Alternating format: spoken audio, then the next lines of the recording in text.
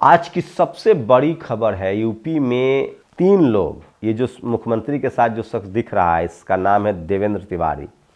इस शख्स ने अपने 2 स्टाफ के साथ मिलकर एसटीएफ, राम मंदिर और योगी आदित्यनाथ को उड़ाने की धमकी दी और दोनों आरोपियों का नाम मुसलमान लिखाया। सोचिए, ये शख्स देवेंद्र तिवारी जो है वो भारतीय गौ सेवा परिषद और एनजीओ चलाता है।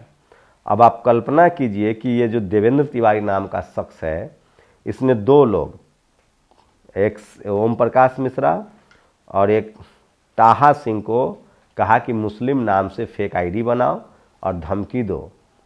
अब आप कल्पना कीजिए कि इस देश में जितने हिंदू मुस्लिम दंगे होते हैं और दलित पिछड़ा आदिवासियों पर अत्याचार होता है, उसको एक साजिश क्यों न माना जाए। लेकिन दिक्कत है कि इसमें तो इसलिए आरोपी पकड़े गए क्योंकि धमकी का मामला मुख्यमंत्री और एसटीएफ और राम मंदिर को था।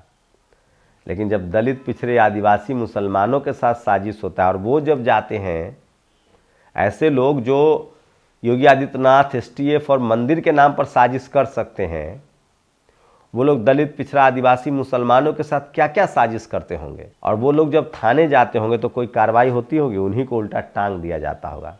और उसकी वजह है कि इस देश में डाइवर्सिटी नहीं है। चपरासी से लेकर चीफ जस्टिस तक एक ही जाति के लोग बैठे हुए हैं जो ऐसे तिवारी और मिश्रा को बचाते हैं। नमस्कार, मैं शंभू कुमार सिंह और आप देख रहे हैं नेशनल दस्तक, वो तमाम बड़ी खबरें जो सोशल मीडिया पर आज वायरल है।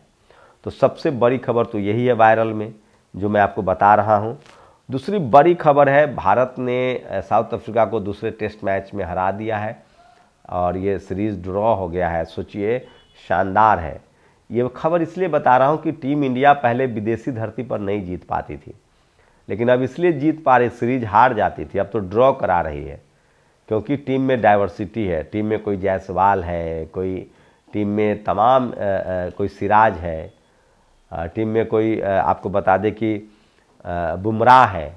तो तमाम कम्युनिटी के लोग जब क्रिकेट खेल रहे हैं तो भारत ने जीतना सीख लिया है। भारत को वैसे भी जीतना सिखाया कपिल ने, फिर धोनी ने, फिर विराट ने, और अब तो पूरी टीम में इतनी डाइवर्सिटी है कि अब भारत की टीम किसी को हरा सकती है।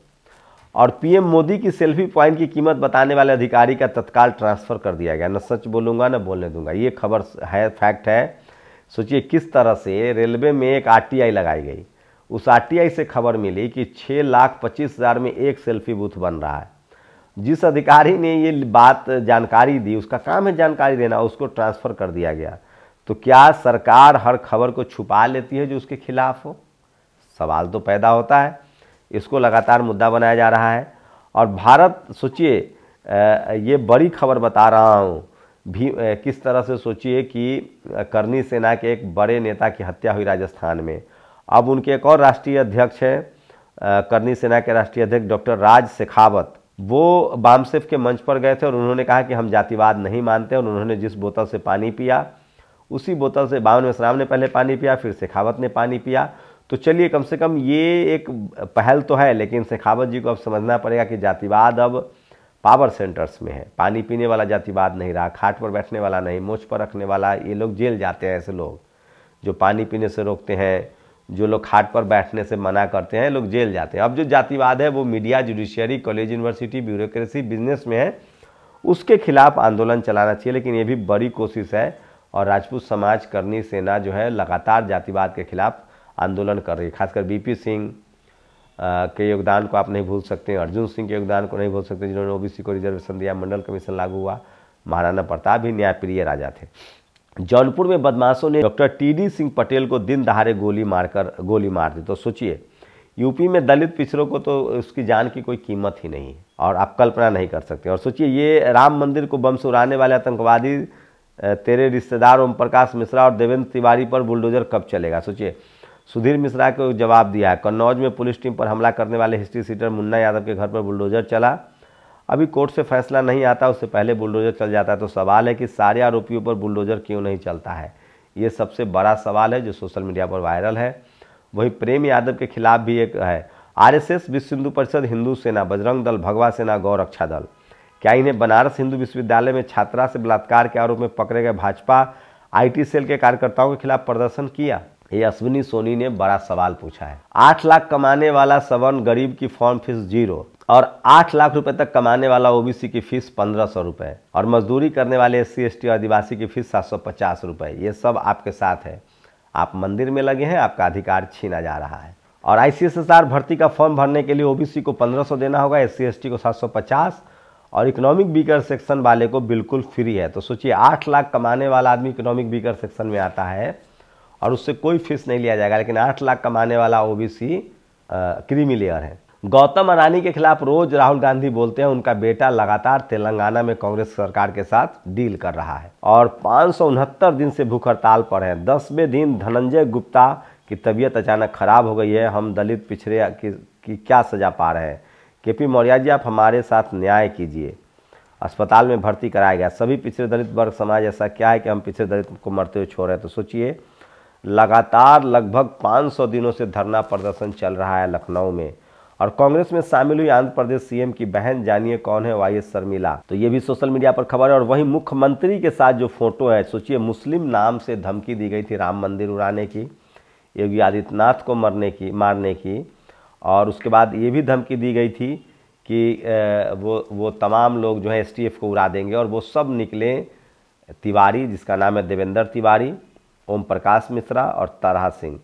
वहीं आजकल सूर्य प्रताप सिंह जो रिटायर्ड IAS है, उन्होंने पाला बदलना शुरू कर दिया है। सोचिए, मैं फिर कह रहा हूं, जब सूर्य प्रताप सिंह जैसे लोग जो सवर्ण समाज से हैं वो बीजेपी के पाले में जा सकते हैं, तो इंडिया गठबंधन को सवर्ण समाज से टिकट से परहेज करना चाहिए। उसको बीजेपी का फॉर्मूला अपनाना चाहिए। शरद यादव ने कहा था कि मुझे सूर्य प्रताप सिंह ने चुनाव हरा दिया था जब वो कलेक्टर था बदायूं का और जानबूझकर मुस्लिम मोहल्लों में लाठीचार्ज किया था। और राहुल गांधी ने शहंशाह की रजा, सच का इनाम सजा। Railway official who gave PM selfie booth cost सनटेड। एक रेलवे अधिकारी ने जो कॉस्ट बताया था सेल्फी बूथ का, उसका ट्रांसफर कर दिया गया। ये वो सवाल है जो अब छुप नहीं रहा है। और प्रधानमंत्री मोदी का एक और वीडियो वायरल हो रहा है। उन्होंने पूछा गैस कब मिला है? तो कल। बनारस में जिसके घर गए थे वो उन्होंने कहा कि एक ही दिन पहले मिला है। तो ये सवाल पैदा होता है कि क्या सब कुछ प्री प्लान्ड होता है? कुछ भी ऐसा नहीं कि प्रधानमंत्री एक साथ जाते हैं।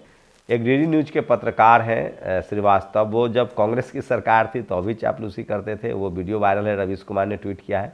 जब आज बीजेपी की सरकार है तो वो महा चापलूसी। तो तमाम भारत में बहुजन समाज के लोगों को समझना पड़ेगा कि कैसे सत्ता से लोग गलबहियाँ कर लेते हैं। जिसकी सत्ता होती है मीडिया उसके साथ होता है। बस शर्त इतनी है कि दलित पिछड़े आदिवासी कोई ना हो। आप लोगों की वजह से आज 9 मिलियन सब्सक्राइबर नेशनल दस्तक के हो गए हैं। बड़ा माइलस्टोन है और आप लोगों ने जो भरोसा जताया है, मैं फिर कह रहा हूँ, सोशल मीडिया ही बहुजन मीडिया है, सोशल मीडिया ही सच्चा मीडिया है। और 9 मिलियन का ये सफ़र जो है वो 2015 से शुरू हुआ और आज तक चल रहा है। तो आप सब लोग जो नेशनल दस्तक के साथ जुड़े हुए हैं, जो हम पर भरोसा करते हैं, उन सब का बहुत बहुत शुक्रिया एक एडिटर के तौर पे। और आप भरोसा बनाए रखिए। हम लोग कोशिश करेंगे कि आपके मुद्दे पर बात करें। बेरोज़गारी, धार्मिक हिंसा के खिलाफ, बेरोज़गारी के खिलाफ, देश की सुरक्षा के पक्ष में, देश की सीमा कैसे सुरक्षित हो, देश के जवान को कैसे बेहतर चीज़ें मुहैया हो। तो हमारा एजेंडा भैग भू भ्रष्टाचार है, खबर का एजेंडा है। देश की सीमा, सुरक्षा और सबके लिए बराबर का न्याय हो। सोशल जस्टिस, इक्वालिटी, फ्रेटर्निटी, समानता, मानवता हमारे लिए मुख्य मुद्दा। और सबसे बड़ी बात हमारे लिए, हमारा जो आइडियोलॉजी है वो संविधान है। और इस मौके पर एक और डिटेल आपको देना चाहता हूँ। यूट्यूब की बात करें तो दुनिया में सबसे जो बड़ा यूट्यूब चैनल है उसमें 253 मिलियन सब्सक्राइबर है। मिस्टर बेस्ट 210 मिलियन और कोको मेलन 167 मिलियन। तो ये 3 बड़े दुनिया के यूट्यूब चैनल हैं। और भारत में बहुजन की आबादी तो लगभग 95-90% है। उस हिसाब से आप लोग को चैनल सब्सक्राइब करना चाहिए, क्योंकि आप जितना सब्सक्राइब करेंगे उतना आपकी आवाज़ को और दम मिलेगा। शुक्रिया। नेशनल दस्तक की आपसे गुजारिश है कि अगर इसको बचाना चाहते हैं तो नेशनल दस्तक को सब्सक्राइब करने के लिए रेड कलर के सब्सक्राइब बटन को दबाएं, फिर बेल आइकन की घंटी दबाएं। नेशनल दस्तक को बचाने के लिए बहुत जरूरी है कि हर खबर को शेयर करें, लाइक करें, कमेंट जरूर करें।